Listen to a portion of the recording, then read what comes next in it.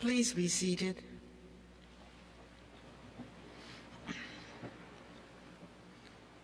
My parents, Vila and Coleman Holmes, who were raised as Baptists, would be pleased by your invitation to me to be the National Cathedral's guest speaker this morning. So am I, of course. Not long after I was born, my parents had me christened at St. George's Episcopal Church here in the District of Columbia. The great Christian values of their childhood churches, of course, remained unchanged at St. George's, though they were heard to remark from time to time on the shorter services at their new Episcopal church. It is fortunate that Dr. Martin Luther King's birthday is in the first month of the year, as if to restore whatever hope was stolen in the prior year. This morning, my friends, my text is drawn simply from Dr. King's life. After all, I am speaking at a church that has never forgotten the great preacher who preached from this pulpit. In your own life in this cathedral, the cathedral's role as national convener for gun violence prevention, its work for racial justice, its leadership on LGBT equality, its sense of a calling on matters of justice have given this cathedral's voice a special place on the great issues of our time. Perhaps you see King as I do, not only as a preacher, but as a prophet. How else to explain the continuous resonance of his words and ideas from half a century ago that sound as if they were spoken in the 21st century? A prophet does not predict the future. A prophet speaks truths that transcend their temporal context. The words and action of a prophet speak to us no matter the particular moment. Of King's great signature issues, there is even one close to home. As we struggle here in the District of Columbia for equal citizenship that can only come with statehood, we will never forget that Dr. King did not forget D.C. residents. In August 1965, Dr. King marched with 5,000 residents from the Shore neighborhood to the White House to thank President Lyndon Johnson for his strong support for D.C. home rule in the Congress and home rule bill in the Congress. We have uncovered a follow-up telegram from a few months later where King expressed his concern about a compromise that was afoot.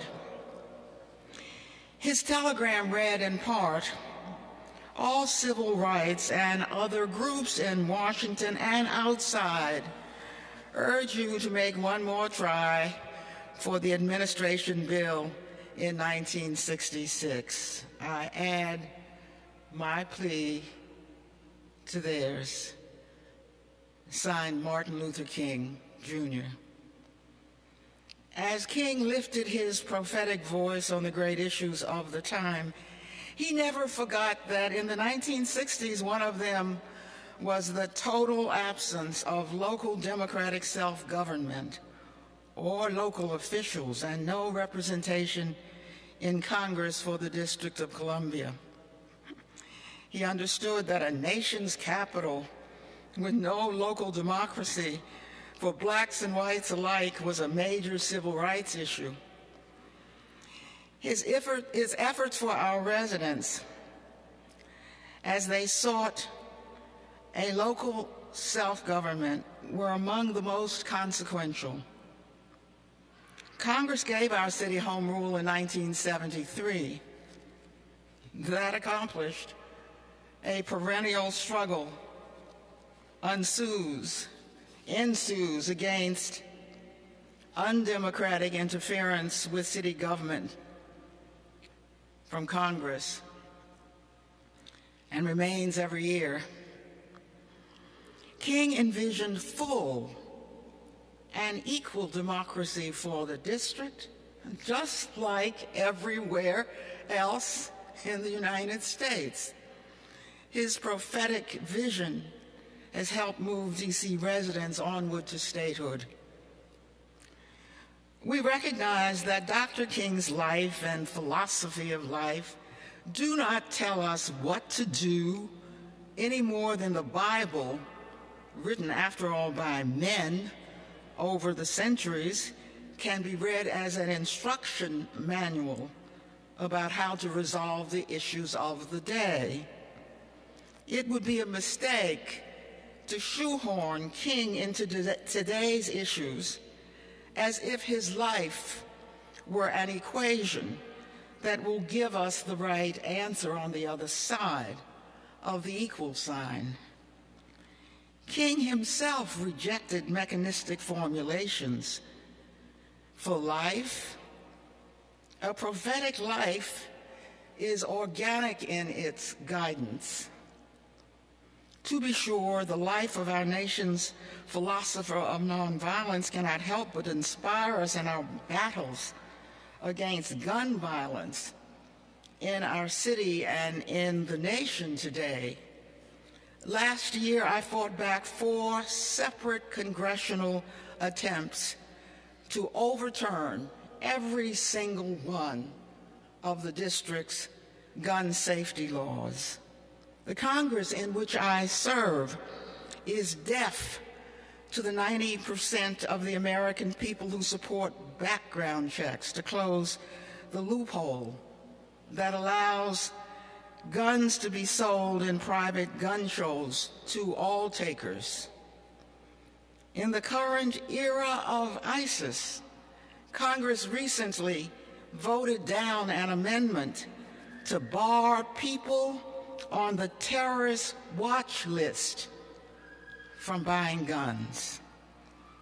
People may buy guns for self-defense, but guns are 22 times more likely to be used in suicides, in domestic homicides, or in unintentional shootings.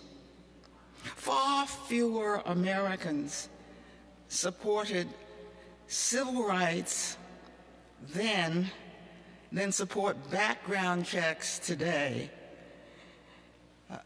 But Dr. King and the civil rights movement finally gave Congress no other choice but to pass a trilogy of civil rights bills in the 1960s. This is, of course, a different day, and guns are a very different issue.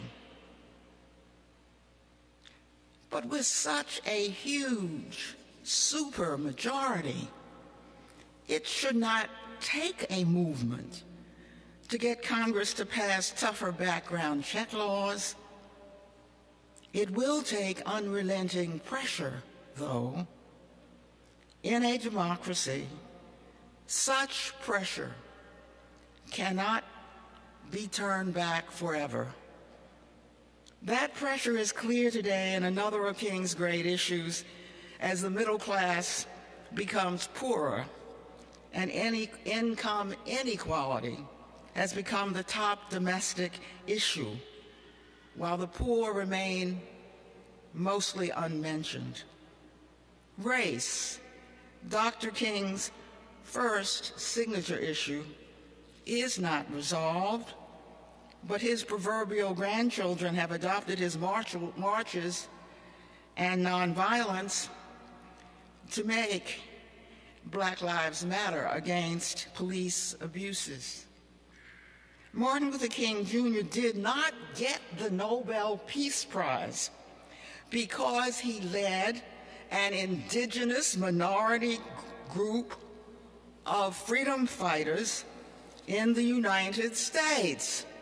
He got the prize because he was a prophet, and his life and message for justice through nonviolence had universal appeal.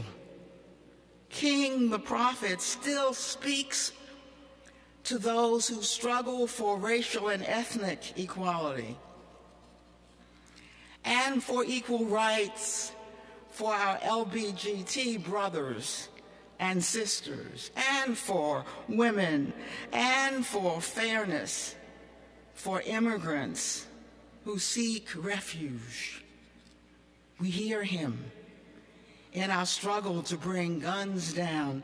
His work against poverty is perhaps most timely. We see him on the faces of the young people who march to insist that Black Lives Matter. All of King's signature issues, and these, of course, are some of the most important, but others which have ripened and draw on his philosophy have in common the challenge to activism. To quote Dr. King, change does not roll in on the wheels of inevitability, but comes through continuous struggle. As we reflect on King's life this weekend, let us take time to look beyond particular issues to active struggle that was his emblem. King was the greatest preacher of the 20th century. He was one of its greatest teachers. A prophet may preach, he will always teach, but like Jesus Christ, he becomes a prophet only when he acts. King was a prophet because he acted on his rhapsodic words and by his example encouraged us to act. Today, King's life calls us, even now, even though he is not still with us, we hear him because his life calls us to act, whatever smaller or righteous form that action takes. Let us act. Let us follow the prophet.